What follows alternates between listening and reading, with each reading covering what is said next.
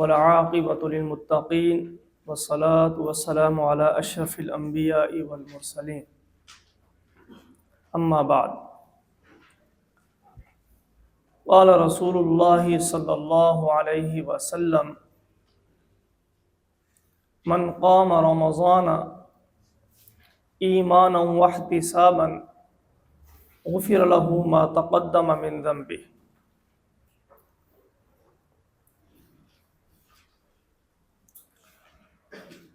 عزیز دوستو اور بھائیو، ہم مسلمان اللہ جل شانہ کے احکامات کے پابند ہیں۔ مختلف اوقات میں مختلف عبادات ادا کرنے کے ہم ذمہ دار ہیں۔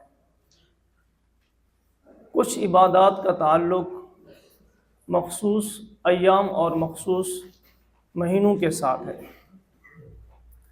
اسلامی مہینوں میں سے 9واں مہینہ رمضان المبارک کا ہے۔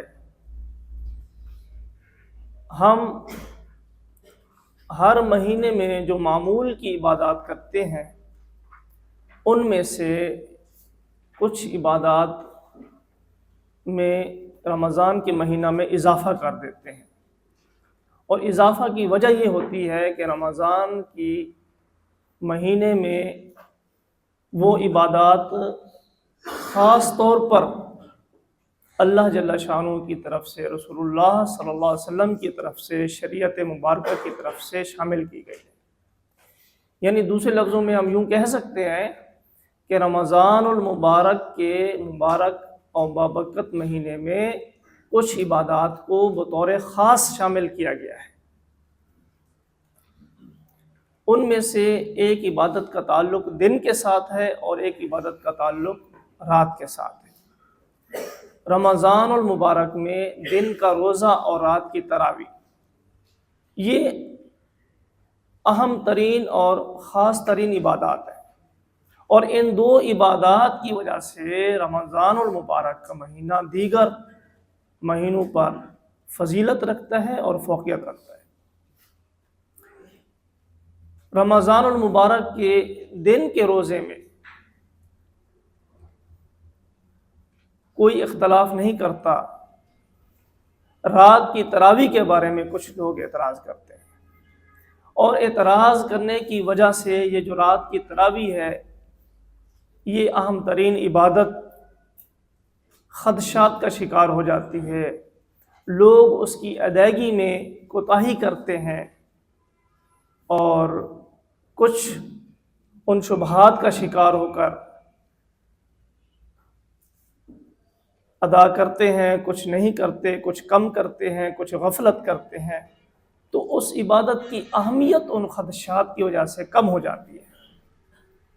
ہمارے آج کے سبق میں رمضان المبارک کی رات کی عبادت یعنی تراویح سے متعلق آپ کے سامنے کچھ اہم باتیں عرض کرنی ہیں تاکہ یہ تراویح کی عبادت ہم احسن طریقے سے سر انجام دیں اور اس سے متعلق جو شبہات ہیں ان کو ہم حل کریں، دوسروں کو سمجھائیں، تاکہ ہم کامل طریقے سے، مکمل طریقے سے اور اعتماد کے ساتھ رمضان المبارک کو عبادت کے اندر گزار سکیں۔ احادیث مبارکہ میں سے بعض خاص احادیث کا کچھ نام بھی ہوتا ہے، محدثین کرام رکھتے ہیں۔ مثلا ایک حدیث پاک ہے، ایک باندی ایک صحابی رسول کی تھیں، بکریاں چلا رہی تھیں، ایک بکری کو بھیڑیا لے گیا، ان کو پتہ نہ چل سکا، وہ ذرا خاص قسم کی بکری تھی۔ تو بعد میں ان صحابی رسول نے پوچھا بکری کہاں ہے؟ انہوں نے کہا کہ بھیڑیا لے گیا، مجھے پتہ نہیں چلا، میں دوسری بکریوں کی نگہداشت میں تھی، ان کی خدمت میں تھی، ان کی دیکھ بھال میں تھی، تو مجھے نہیں پتہ چل سکا، اس بکری کو بھیڑیا لے گیا۔ تو انہوں نے غصہ میں آ کر اس کو تھپڑ مارا۔ بعد میں ان کو احساس ہوا کہ غلطی ہوئی ہے، آقا کریم صلی اللہ علیہ وسلم کی خدمت میں آئے اور بتایا یا رسول اللہ یہ مجھ سے غلطی ہوئی ہے۔ آپ نے فرمایا یہ تو بہت غلط ہوا، آپ کو ایسا نہیں کرنا چاہیے تھا۔ کیا وہ باندی مومنہ ہے؟ اس کو بلایا گیا، آپ صلی اللہ علیہ وسلم نے پوچھا بتاؤ اللہ کہاں ہے؟ انہوں نے فی السما کا، آسمان۔ اب اس حدیث پاک کے اندر اس جاریہ، باندی کو جاریہ کہتے ہیں، تو اس باندی کا تذکرہ ہے، اس وجہ سے محدثین نے اس حدیث کا نام حدیث جاریہ رکھ دیا۔ آپ نے ایک حدیث پاک سنی ہے اور بار بار پڑھی ہے، حضرت عمر بن خطاب رضی اللہ تعالیٰ عنہ اس کے راوی ہیں، اور بعض روایت میں عبداللہ بن عمر بھی ہیں۔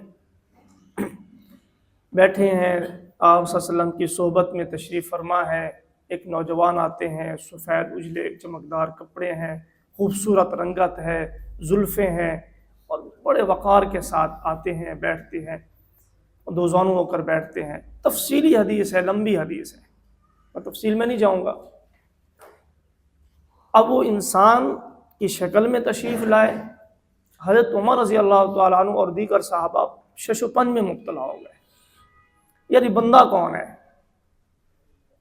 اگر بندہ ہمارے ارد گرد کا ہے، قرب و جوار کا ہے، تو پھر ہمیں معلوم ہونا چاہیے کون ہے، ہماری پہچان میں ہونا چاہیے۔ لیکن پہچان میں نہیں ہے، لگتا ہے اجنبی ہے، تو پھر اس کے جسم پر، کپڑوں پر سفر کے آثار ہونے چاہیے۔ جس طرح یہ دھلا دھلایا اور فریش بیٹھے ہیں، تو لگتا نہیں ہے کہ یہ مسافر ہیں اور دور سے آئے۔ تو بہرحال سوال جواب ہوا، کافی لمبی باتیں ہوئیں۔ جب وہ رخصت ہوئے تو آپ صلی اللہ علیہ وسلم نے پوچھا پتہ ہے کون تھے؟ صحابہ کرام نے فرمایا کہ نہیں ہے یا رسول اللہ آپ بتائیے۔ آپ نے فرمایا یہ جبرائیل تھے، اتاکم یعلمکم دینکم، اس لیے آئے تھے تاکہ تمہیں دین کے احکامات سکھلائیں۔ اب یہ جبرائیل علیہ الصلوۃ والسلام کی آنا اور خاص واقعہ، اس مناسبت سے اس حدیث کا نام حدیث جبرائیل ہے۔ تو حدیث جبرائیل کے اندر جو بنیادی طور پر چیزیں سکھائی گئی ہیں وہ تین ہیں، تین چیزیں سکھائی گئی ہیں حدیث جبرائیل کے اندر۔ نمبر ایک ایمان یعنی عقائد، نمبر دو اسلام یعنی عبادات، اور نمبر تین احسان یعنی اخلاق۔ ایمان، عبادات اور اخلاقیات، ایمانیات، عبادات اور اخلاقیات، یہ تین چیزیں بنیادی طور پر سکھائی گئی ہیں۔ اس سے معلوم ہوتا ہے کہ اللہ جل شانہ نے بطور خاص سید الملائکہ کو اپنے پیارے حبیب سید الانبیاء کے پاس بھیجا ہے اور انسانی صورت میں بھیجا ہے، اور یہ تین اہم عنوانات سکھلانے کے لیے بھیجا ہے تاکہ ہم سب کو ان عنوانات کا اچھے طریقے سے علم ہو جائے اور ہمارے لیے سمجھنا، سمجھانا اور عمل کرنا آسان ہو جائے۔ تو عبادات یہ اہم، تو عبادات میں سے رمضان کی عبادات میں سے جو رات کی عبادت ہے وہ تراویح ہے، اس کی بڑی فضیلت ہے، اور آپ صلی اللہ علیہ وسلم نے فرمایا ہے، جیسے کہ میں نے ابھی آپ کے سامنے حدیث پاک پیش کی ہے، من قام رمضان ایمانا واحتسابا غفر له ما تقدم من ذنبه، گناہ معاف ہوں گے تراویح کی وجہ سے۔ شرط کیا ہے؟ نمبر ایک ایمان کی حالت، نمبر دو ثواب کی امید اور یقین کے ساتھ پڑھیں۔ اگر ایمان کی حالت نہیں ہے پھر بھی ثواب نہیں ملے گا، گناہ معاف نہیں ہوں گے۔ پڑھ تو رہا ہے لیکن اس کو یقین ہی نہیں ہے کہ مجھے اجر و ثواب بھی ملے گا اور اللہ میرے گناہ بھی معاف فرمائے۔ تو یہ دو چیزیں ہیں۔ ہمارے دین کی بنیاد قرآن اور سنت پر ہے، یہ تو آپ سب بھی جانتے ہیں۔ سنت کس کو کہتے ہیں؟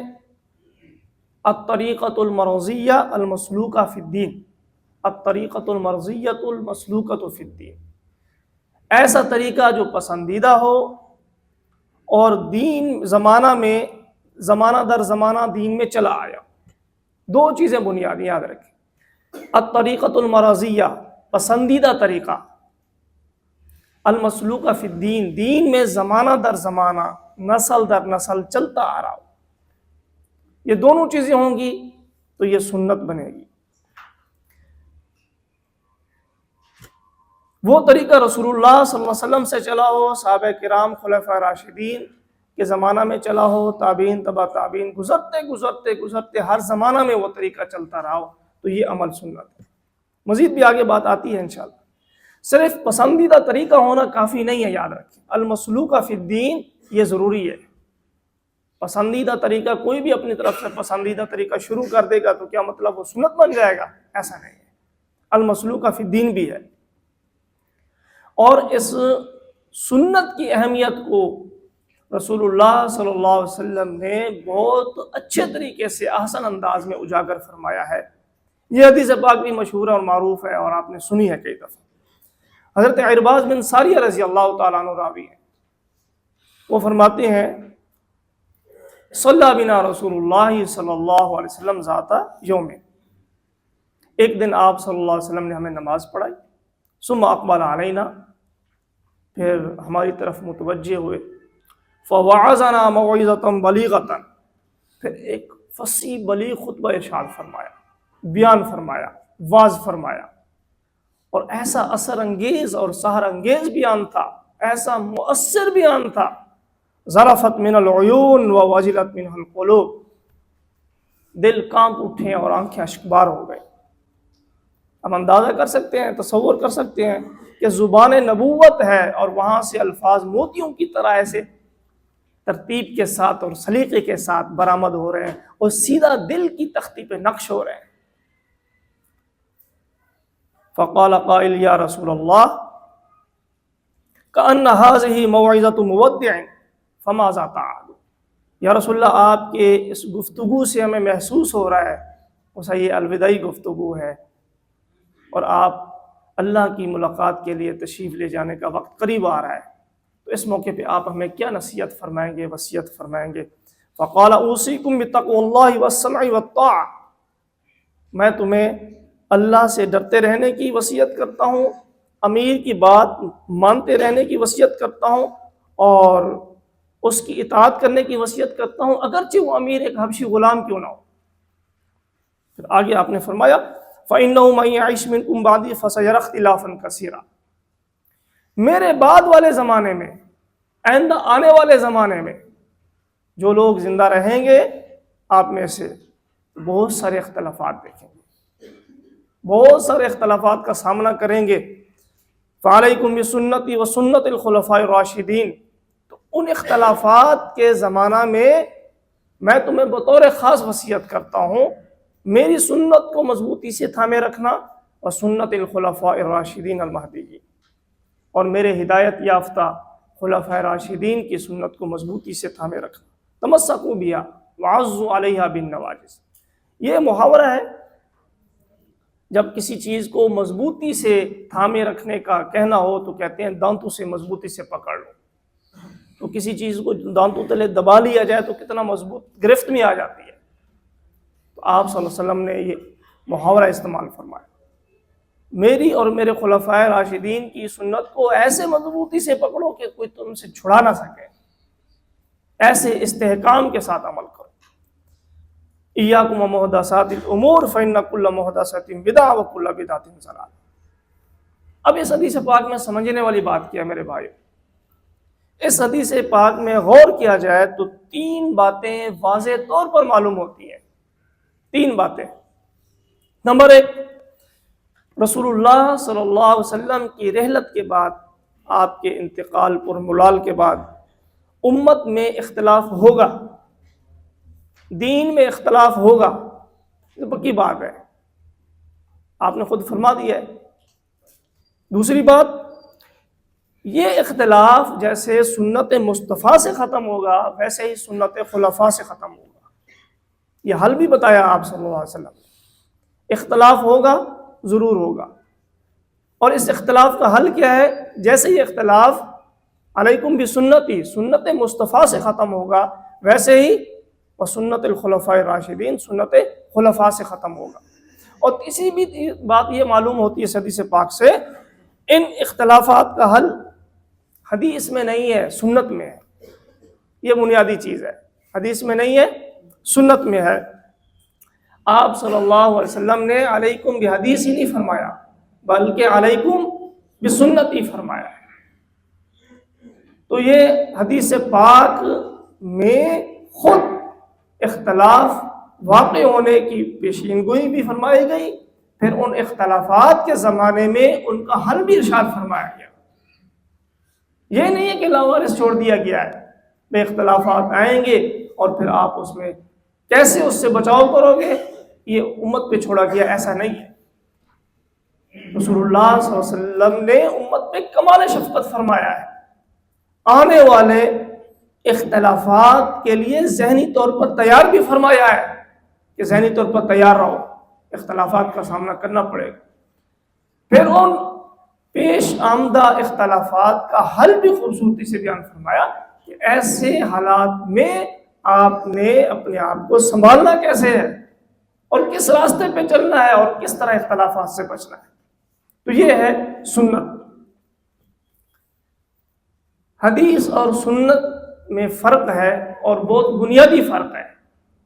کچھ لوگ نہیں سمجھتے تو سب کو ایک ہی ترازو میں رکھتے ہیں، جن کی وجہ سے مسائل آپس میں پریشانی کا باعث بن جاتے ہیں۔ پھر وہ اپنی اپنی منمانی تشریحات کرتے ہیں، پھر کبھی دائیں جاتے ہیں کبھی بائیں جاتے ہیں۔ اور یہ جو حدیث اور سنت میں فرق ہے یہ اپنی طرف سے نہیں ہے، یہ ایک حقیقت ہے۔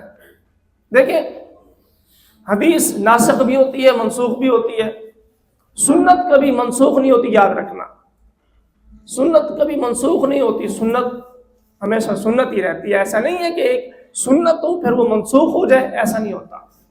حدیث جو ہے ناسخ بھی ہوگی، منسوخ بھی ہوگی۔ ایک حدیث ہے، دوسری حدیث اس کو منسوخ کر دے گی، ہوتا ہے۔ حدیث صحیح بھی ہوتی ہے، ضعیف بھی ہوتی ہے، لیکن سنت کبھی ضعیف نہیں ہوتی، سنت ہمیشہ صحیح ہوتی ہے۔ کسی مسئلے پر ایک سے زیادہ 2 3 4 5 احادیث موجود ہوتی ہیں، اکثر آپ نے پڑھا ہے، دیکھا ہے، لیکن کسی مسئلے پر ایک سے زیادہ سنتیں ہوں یہ نہیں ہوتا، سنت ایک ہی ہوگی۔ اچھا، اور بھی مثالیں ہیں، آپ خود عمل کرتے رہیں، دیکھتے رہیں۔ احادیث مبارک میں بہت بے شمار مثالیں ہیں۔ مثال کے طور پر میں چھوٹی چھوٹی اور عام مثالوں کی طرف اشارہ کرتا ہوں۔ حدیث مبارک میں آپ صلی اللہ علیہ وسلم نے جوتے پہن کر نماز ادا فرمائی، یہ حدیث ہے نا بھائی، سنت ہے، کبھی ہم نے پڑھی ہے کبھی آپ نے پڑھی ہے، کیوں؟ یہ سنت نہیں ہے، حدیث ہے۔ حدیث پاک سے ثابت ہے آپ صلی اللہ علیہ وسلم نے کھڑے ہو کر بول فرمایا، سب کو پتہ ہے نا بھائی، لیکن اس طرح عام معمول ہے، سنت نہیں ہے۔ بیٹھ کے یہ سنت ہے، کھڑے ہو کے سنت نہیں ہے۔ اب اس کی کیا وجوہات تھیں وہ الگ مسئلہ ہے، محدثین کرام نے اس کی بہت ساری وجوہات لکھی ہیں کہ آپ صلی اللہ علیہ وسلم نے کھڑے ہو کے بول کیوں فرمایا، اس کی حکمتیں لکھی ہیں، وہ الگ مسئلہ ہے، لیکن سنت نہیں ہے یہ طریقہ۔ اسی طرح حضرت زینب رضی اللہ تعالی عنہ جو آپ صلی اللہ علیہ وسلم کی صاحبزادی تھی، ان کی بیٹی تھی حضرت امامہ بنت ابی العاص رضی اللہ عنہ، ان کو اٹھا کے آپ صلی اللہ علیہ وسلم نے نماز ادا فرمائی۔ اب بچے کو اٹھا کے نماز ادا کرنا یہ سنت نہیں ہے، ثابت ہے، حدیث میں ہے۔ اس طرح اور مثال ہے، وضو کے بعد یا روزہ کی حالت میں اپنی بیوی کا بوسہ لینا حدیث سے ثابت ہے، لیکن یہ سنت نہیں ہے۔ آپ میں سے جو شادی شدگان ہیں، کبھی یہ اس نیت سے وضو کے بعد یا روزہ کی حالت میں عمل کیا ہو کہ یہ سنت ہے، اس پر بھی اجر ملے گا، بوسہ لینے کا اجر تو ملے گا، لیکن یہ نہیں ہے کہ سنت ہے اس وجہ سے عمل کر رہا۔ ثابت ہے، اور ثابت ہونے کی مختلف وجوہات ہیں۔ مطلب ایک تو کہ وضو کے لیے یہ ناقض وضو نہیں ہے، وضو برقرار رہے گا، روزے کے لیے ناقض نہیں ہے، روزہ نہیں ٹوٹے گا، یہ مسائل سمجھ آ گئے۔ حضرت عمر رضی اللہ تعالیٰ عنہ ایک دفعہ تشریف لائے، یا رسول اللہ، اس سے بہت بڑا ایک مسئلہ ہو گیا۔ آپ نے فرمایا کیا ہوا؟ کہتا ہے میں بیوی سے باتیں کر رہا تھا اپنی اہلیہ سے، اور گپ شپ میں فرط مسرت میں نے بوسہ لے لیا، روزے کا کیا حکم ہے؟ آپ صلی اللہ علیہ وسلم نے فرمایا۔ اچھا، یہ بھی آپ سے میں عرض کر دیتا ہوں کہ نبوت افراد سازی میں کمال درجے کی۔ حضرت استاد احمد برکاتہ فرماتے ہیں نا کہ 3 شخصیات میری آئیڈیا میں، جنہوں نے دنیا میں افراد سازی کی ہے اور بندے تیار کیے. نمبر 1 حضرت محمد رسول اللہ صلی اللہ علیہ وسلم. آپ نے اپنے بعد بندوں کو افراد کو تیار کیا ہے اور جنہوں نے اس کام کو سنبھالا ہے اور پھیلایا ہے. دنیا سے پردہ فرمانے کے بعد آپ کو غم نہیں تھا کہ میں نے بندے تیار نہیں کیے. یہ آئیڈیا ہے. نمبر 2 حضرت سرتاج الائمہ حضرت امام اعظم ابو حنیفہ رحمۃ اللہ علیہ، انہوں نے بندے تیار کیے. اور نمبر 3 حضرت شیخ الہند رحمۃ اللہ علیہ، انہوں نے بندے تیار کیے. تو رسول اللہ صلی اللہ علیہ وسلم کا طرز یہ تھا کہ اپنے شاگردوں پر محنت فرماتے، جس شاگرد میں جو صلاحیت ہوتی اس کو نکھارتے. یہ ہیرے تھے، ان کو تراشتے اور تراش کے نگینے بناتے. اب حضرت عمر رضی اللہ تعالیٰ عنہ نے مسئلہ پوچھا، پریشان ہو گئے. اس کا سیدھا سا جواب کیا تھا بھائی؟ آپ بتائیں. روزہ نہیں ٹوٹا. لیکن آپ صلی اللہ علیہ وسلم نے یہ جواب نہیں دیا. آپ صلی اللہ علیہ وسلم افراد سازی فرماتے تھے، بندے تیار کرتے تھے، ان کی صلاحیتوں کے مطابق پھر ان کو تراشتے تھے. حضرت عمر رضی اللہ تعالیٰ عنہ کی صلاحیت آپ کے سامنے تھی. اب آپ نے جو جواب دیا کس پیرائے میں دیا؟ دیکھیں، آپ نے فرمایا عمر بھلا بتلاؤ کہ اگر تم منہ میں روزے کی حالت میں منہ میں پانی ڈالو اور کلی کاٹ دو تو اس سے روزہ ٹوٹے گا؟ آپ نے حضرت عمر نے عرض کیا یا رسول اللہ نہیں. آپ نے فرمایا یہ بھی ایسے ہی ہے. اگر وہ پانی جو منہ کے اندر ہے کلی کر دی جائے روزہ نہیں ٹوٹتا، اندر چلا جائے تو روزہ ٹوٹتا ہے. تو بیوی کے ساتھ صرف بوسہ لے لیا تو کلی کی طرح ہے، روزہ نہیں ٹوٹے گا. اگر تعلق قائم کر لیا تو یہ پانی پینے کی طرح ہے، پھر روزہ ٹوٹ جائے گا. اب یہ افراد سازی کا ایک طریقہ تھا. حضرت عبداللہ بن عمرو بن عاص فرماتے ہیں کہ ایک دفعہ محفل تھی، 2 آدمی نے اپنا مقدمہ رکھا رسول اللہ صلی اللہ علیہ وسلم کی خدمت میں، یا رسول اللہ یہ ہمارا مسئلہ ہے، حل فرما.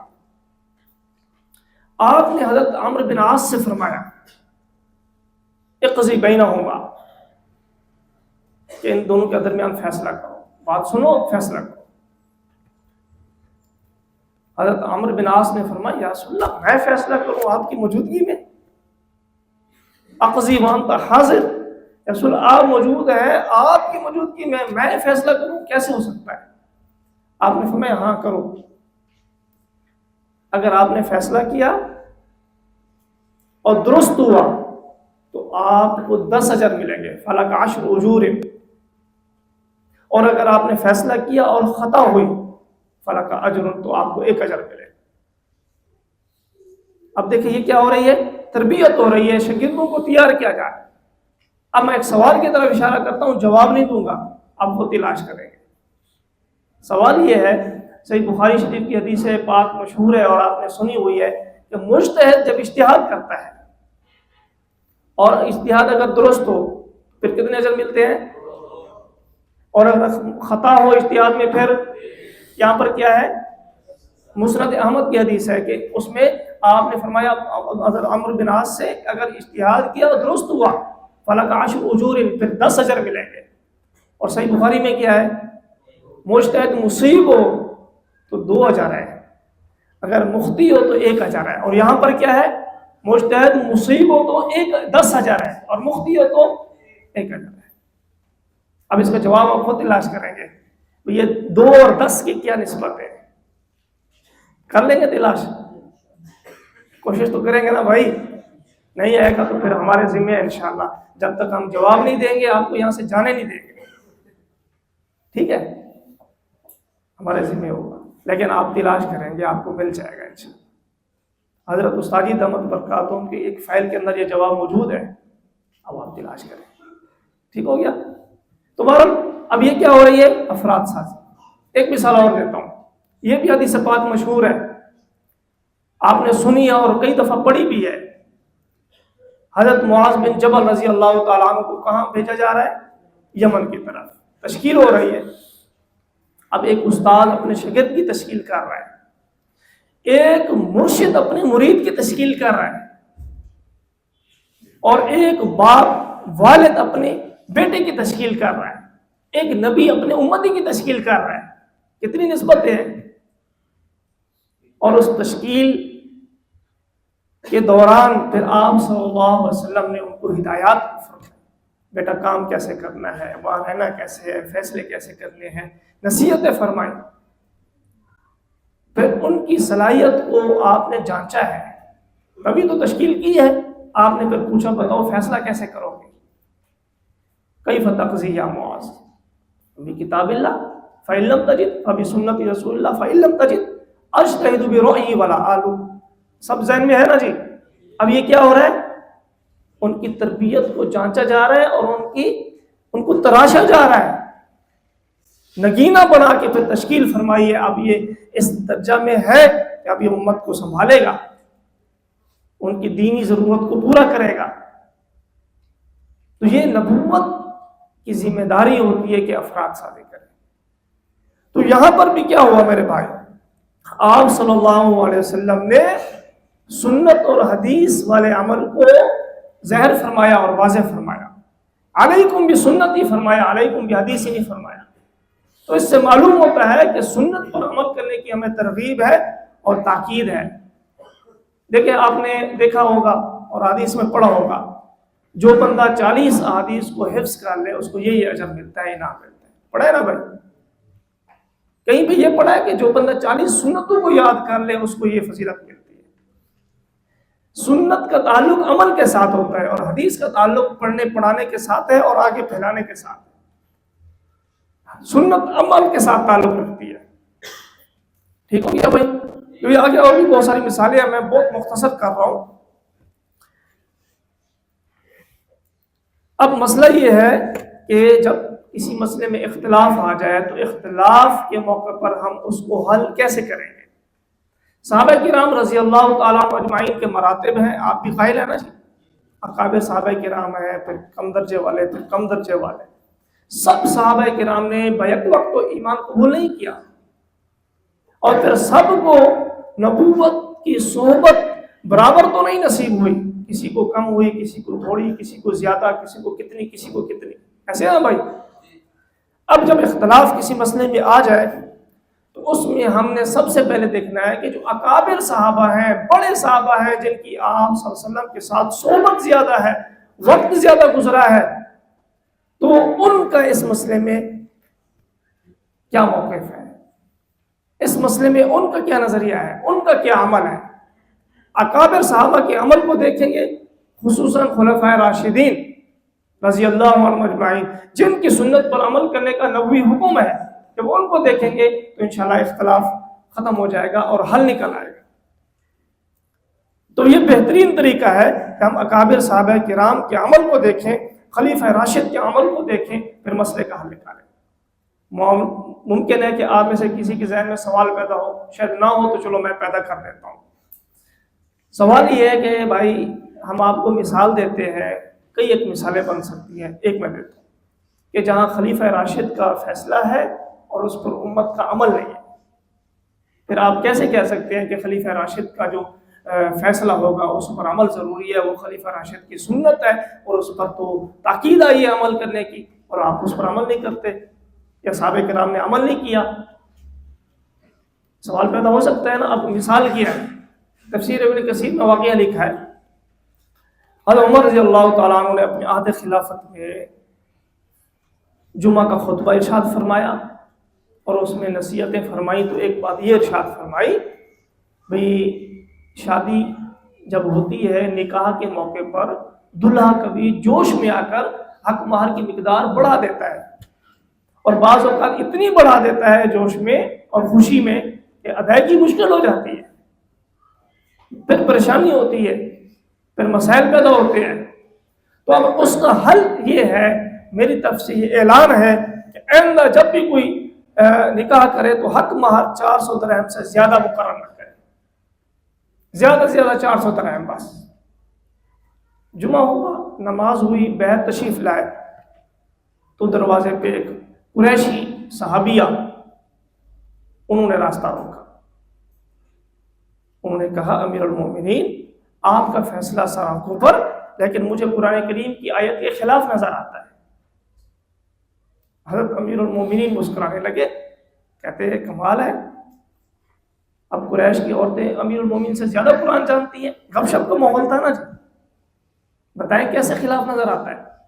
انہوں نے فرمایا قرآن کریم سورۃ النساء آیت نمبر 20 میں اللہ تعالیٰ فرماتے ہیں وَإِنْ أَرَدْتُمُ اسْتِبْدَالَ زَوْجٍ مَكَانَ زَوْجٍ وَآتَيْتُمْ إِحْدَاهُنَّ قِنْطَارًا فَلَا تَأْخُذُوا مِنْهُ شَيْئًا۔ بھائی اگر ایک ڈھیر بھی خزانے کا دیا ہو بیوی کو اور علیحدگی ہو جائے تو پھر واپس نہ لو حق مہر میں سے، جو دے دیا سو دے دیا، تو ڈھیر دیا ہے تبھی تو لینے سے منع کیا جا رہا ہے۔ اگر تھوڑا دیا ہو تو ڈھیر لینے سے منع کر سکتے ہیں؟ ڈھیر خزانے کا دیا ہے تو تبھی منع کیا جا رہا ہے کہ واپس نہیں لینا۔ تو قرآن تو ڈھیروں دینے کا ہمیں کیا کرتا ہے، اجازت دیتا ہے، اور آپ نے یہاں 420 پہ بند کر دیا ہے کہ 400 درہم ہے۔ تو 400 درہم تو ڈھیر نہیں ہوتے، ڈھیر تو پھر زیادہ تعداد میں ہوگا، تبھی قرآن نے کہا جو دے دیا سو دے دیا، واپس نہ لو۔ حضرت عمر رضی اللہ تعالیٰ عنہ مسکرا پڑے، خوش ہوئے، واپس آئے۔ اس بات کی دلیل ہے کہ عمر سے واقعتاً شیطان ڈرتا ہے اور بھاگتا ہے۔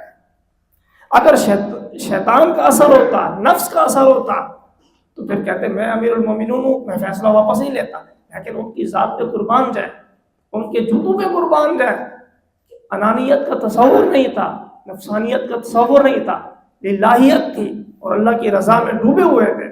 ہاں وہ ٹھیک ہے، بات سمجھ آئی، واپس گئے، منبر پہ بیٹھے، پھر اعلان کیا کہ میرا دھیا اس طرف توجہ نہیں تھی، میرا دھیان نہیں تھا اس آیت کی طرف، اس خاتون کو اللہ جزائے خیر دے، اور پھر اعلان واپس لیا۔ اب اس سے بات کیا سمجھ آئی؟ خلیفہ راشد نے فیصلہ فرمایا اور صحابیہ نے قبول نہیں کیا اور عمر نے اسے رجوع کر لیا۔ تو اگر خلیفہ راشد کا فیصلہ قابل عمل ہے تو پھر اس فیصلے کو چیلنج کیوں کیا گیا ہے؟ بات سمجھ آ رہی ہے؟ تو اس کا جواب کیا ہے بھائی؟ دو چیزیں بھائی الگ الگ ہیں، ایک ہے خلیفہ راشد کی سنت اور ایک ہے خلیفہ راشد کا اجتہاد۔ تو ہمیں حدیث پاک میں خلیفہ راشد کی سنت پر کاربند رہنے کا حکم دیا یا اجتہاد پر؟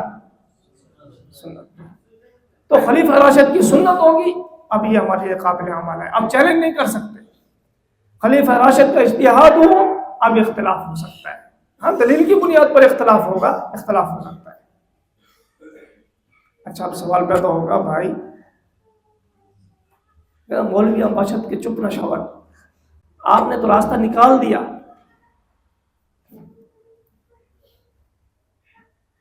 بیٹھ جاؤ، آپ نے تو راستہ نکال دیا ہے کہ جواب دے دیا ہے کہ خلیفہ راشد کی سنت الگ ہوتی ہے، اجتہاد الگ ہوتا ہے۔ یہ اجتہاد تھا، سنت نہیں تھی۔ پھر ہمیں بتا دیجئے کہ سنت اور اجتہاد میں فرق کیسے ہوگا؟ ایک عام بندے کو کیسے پتا چلے گا کہ خلیفہ راشد کی سنت کب بنتی ہے اور اجتہاد کب ہوتا ہے؟ تو اس کا جواب بھی آسان ہے، یاد رکھیں۔ خلیفہ راشد کے فیصلے کو دیکھیں کہ اگر اس کو تلقی بالقبول حاصل ہے تو اب یہ سنت کا درجہ پا لے گا، اب چیلنج نہیں کر سکتے، اور اگر تلقی بالقبول حاصل نہیں ہے تو اب یہ اجتہاد کے درجے میں ہے، اب اختلاف ہو سکتا ہے۔ تو ہمارے خلفاء راشدین رضی اللہ عنہم اجمعین کے فیصلوں کو دیکھا جائے، جن کو تلقی بالقبول حاصل ہے اور قابل تسلیم ہونے کا اعزاز ان فیصلوں کو حاصل ہے، اب یہ سنت کے درجے میں ہے۔ اور اگر ان کو یہ تلقی بالقبول حاصل نہیں ہے، اب ان کا اجتہاد ہے۔ تو ہمارا عمل دونوں پر ہے۔ بہت سارے جو ہمارے مسائل ہیں بعض صحابہ کرام سے کہ اجتہادات جو ہے نا ان سے مختلف ہیں، ہمارا عمل دوسرے صحابی کے عمل پر ہوتا ہے، ایک دوسرے صحابی کا عمل اس سے مختلف ہوتا ہے، کئی مسائل میں ایسے ہیں۔ لیکن خلیفہ راشد کی سنت ہے، وہاں ہم چیلنج نہیں کریں گے کیونکہ وہ سنت ہے اور قابل عمل ہے۔ تو یہ ایک مسئلہ ہے۔ اور یاد رکھیں کہ حدیث پاک میں خلیفہ راشد کی سنت کو کس قدر اہمیت کے ساتھ بتایا گیا، تمسکوا بہا وعضوا علیہا، حالانکہ ہونا کیا چاہیے، تمسکوا بہما وعضوا علیہما، کہ میری سنت اور خلیفہ راشد کی سنت دونوں پر عمل کرنا ہے، دونوں کو مضبوطی سے تھامنا ہے۔ سنتیں دو ہیں، ضمیر ایک ہے۔ ایک ہی ضمیر سے دونوں کو مراد لیا ہے کہ خلیفہ راشد کی سنت بظاہر خلیفہ راشد کی سنت ہے، حقیقت میں سنت مصطفیٰ ہے.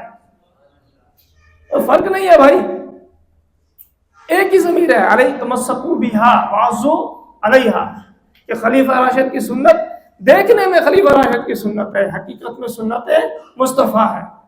فرق نہیں ہے، ورنہ تو مسئلہ بہت عجیب ہو جائے گا. اب اس کو اگر ہم اور عنوان دیتے ہیں تو ہم اس کو یوں بھی تعبیر کر سکتے ہیں کہ دور خلافت راشدہ دور تکمیل امور نبوت ہے. توجہ کیجیے گا ذرا، یہ ایک جملہ بہت زبردست ہے، پاورفل جملہ ہے. یہ جملہ جو ہے نا بہت سارے سوالات کو اڑا کے رکھ دے گا. دور خلافت راشدہ دور تکمیل امور نبوت ہے. جو خلیفہ راشد کا دور ہے رسول اللہ صلی اللہ علیہ وسلم کے امور کی تکمیل کا دور ہے. اس کی مثالیں موجود ہیں. رسول اللہ صلی اللہ علیہ وسلم کی خواہش تھی کہ مسلمہ کذاب کو واصل جہنم کر دیا جائے، لیکن آپ صلی اللہ علیہ وسلم کی زندگی میں یہ خواہش پایا تکمیل کو پہنچی؟ وہ قتل ہوا؟ خواہش تھی کہ مر جائے، قتل کر دیا جائے، واصل جہنم ہو جائے، لیکن اس پر عمل نہیں ہو سکا. اس خواہش کی تکمیل کب ہوئی ہے؟ جزاک اللہ، دور خلافت ابی بکر رضی اللہ عنہ. تو یہ خلیفہ راشد کا دور نبوت کے امور کی تکمیل ہے. نبوت کی خواہش ہے، اس کی تکمیل خلیفہ راشد کے دور میں ہو رہی. آپ صلی اللہ علیہ وسلم کی خواہش ہے کہ تراویح ہو، روزانہ ہو، بجماعت ہو، پورا مہینہ ہو. خواہش ہے تراویح ہو، یومیہ ہو، بجماعت ہو، پورا مہینہ ہو. لیکن آپ صلی اللہ علیہ وسلم نے اس خواہش پر عمل نہیں فرمایا. امی عائشہ رضی اللہ تعالیٰ عنہ کی حدیث ہے، آپ نے پڑھی ہے. صلی ذات لیلۃ فی المسجد فصلی بصلاته ناس. ایک رات آپ صلی اللہ علیہ وسلم نے نماز ادا فرمائی، صحابہ کرام بھی پیچھے نماز پڑھی. ثم صلی من القابلہ، آئندہ رات پھر پڑھائی. فکثر الناس، پچھلی رات کی گزشتہ رات کی بنسبت اب آئندہ رات میں ذرا رش اور بڑھ گیا، صحابہ کی تعداد اور بڑھ گئی. ثم اجتمعوا من اللیلۃ الثالثہ او الرابعہ، جب تیسری چوتھی رات آئی تو صحابہ کرام اور جمع ہو گئے. فلم یخرج الیہم رسول اللہ صلی اللہ علیہ وسلم. رسول اللہ صلی اللہ علیہ وسلم اب حجرہ مبارکہ سے باہر تشریف نہیں لائے مسجد میں. صحابہ کرام بیٹھے. اور یاد رکھیں یہ بڑے کا ادب ہوتا ہے. بڑا ہمارا والد، بڑا ہمارا استاذ، بڑا ہمارا مرشد، کوئی بھی بڑے ہوں، ان کا ادب یہ ہے کہ انتظار کیا جائے، ان کو بلایا نہ جائے. ہاں اگر کوئی شدید مجبوری ہے اور بہت ہی ایمرجنسی کی صورت ہے اور بلانا ناگزیر ہے تو پھر بلا سکتے، ورنہ ادب یہ ہے بیٹھے رہیں، انتظار کریں کہ وہ تشریف لائیں گے، باہر آئیں گے تو پھر بات کریں گے. ان کو زحمت نہ دی جائے.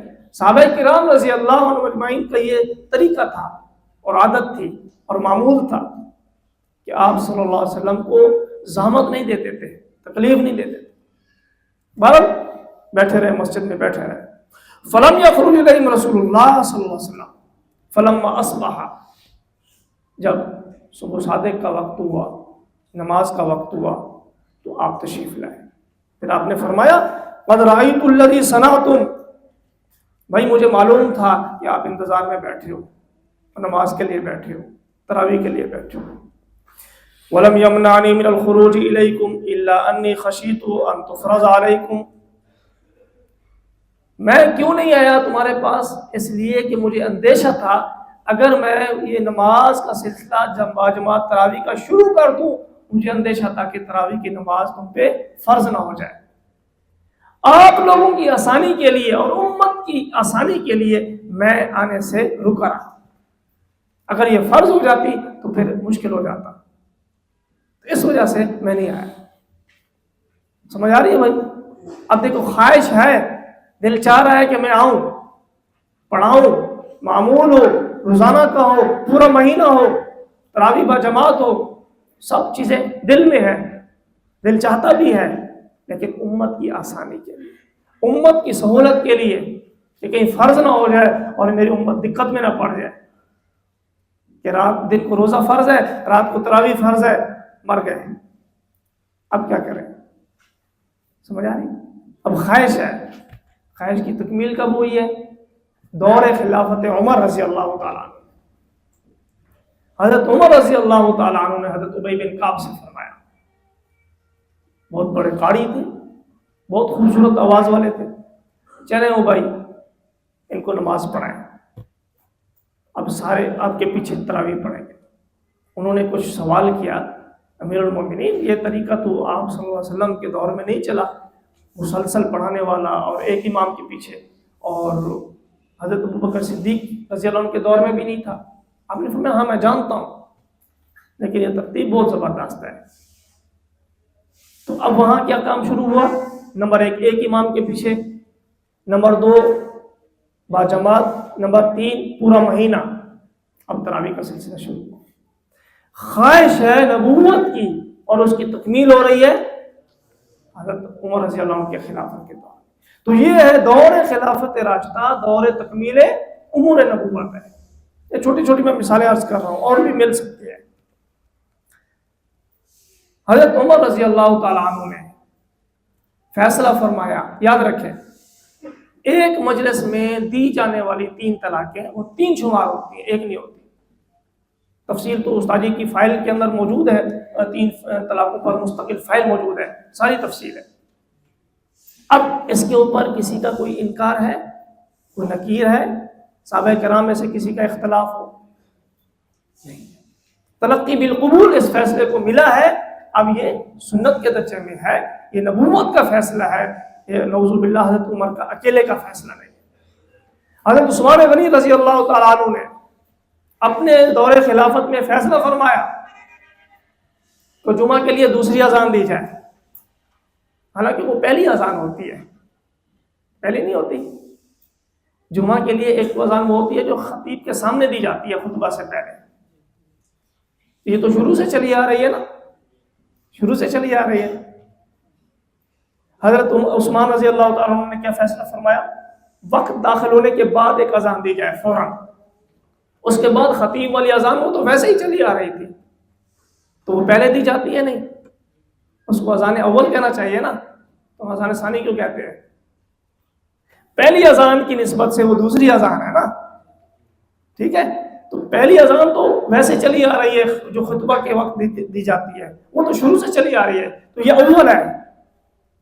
اور اس کے مقابلے میں زوال کے بعد، وقت داخل ہونے کے بعد جو اذان دی جاتی ہے وہ اس کو ثانی قرار دیا گیا، حالانکہ وہ اول تو دینے میں ہے نا، ویسے تو ثانی ہے۔